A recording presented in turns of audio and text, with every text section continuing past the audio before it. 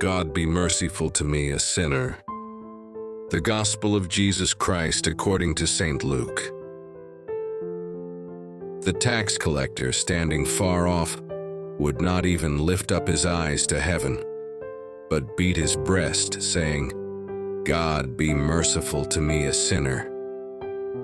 I tell you, this man went down to his house justified rather than the other.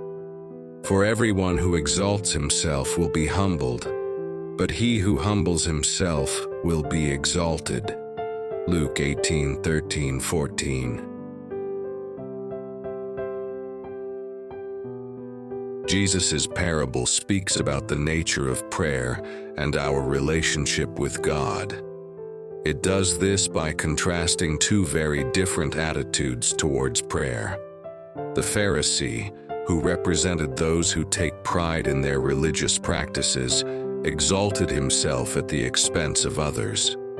Absorbed with his own sense of self-satisfaction and self-congratulation, his boastful prayer was centered on his good religious practices rather than on God's goodness, grace, and pardon. Rather than humbling himself before God and asking for God's mercy and help, this man praised himself while despising those he thought less worthy. The Pharisee tried to justify himself before God and before those he despised, but only God can justify us. The tax collector, who represented those despised by religious-minded people, humbled himself before God and begged for mercy. His prayer was heard by God because he had true sorrow for his sins. He sought God with humility rather than with pride. This parable presents both an opportunity and a warning. Pride leads to self-deception and spiritual blindness. True humility helps us to see ourselves as we really are in God's eyes, and it inclines us to seek God's help and mercy. God dwells with the humble of heart who recognize their own sinfulness and who acknowledge God's mercy and saving grace.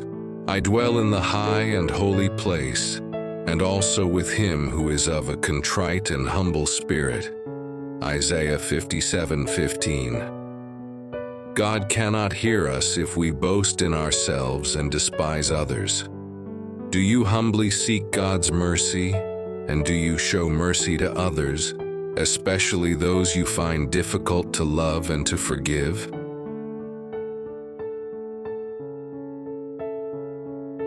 Lord Jesus, may your love and truth transform my life, my inner thoughts, intentions, and attitudes, and my outward behavior, speech, and actions.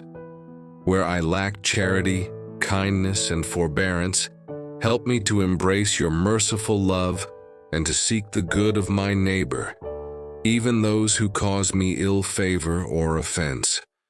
May I always love as you have loved and forgive others as you have forgiven.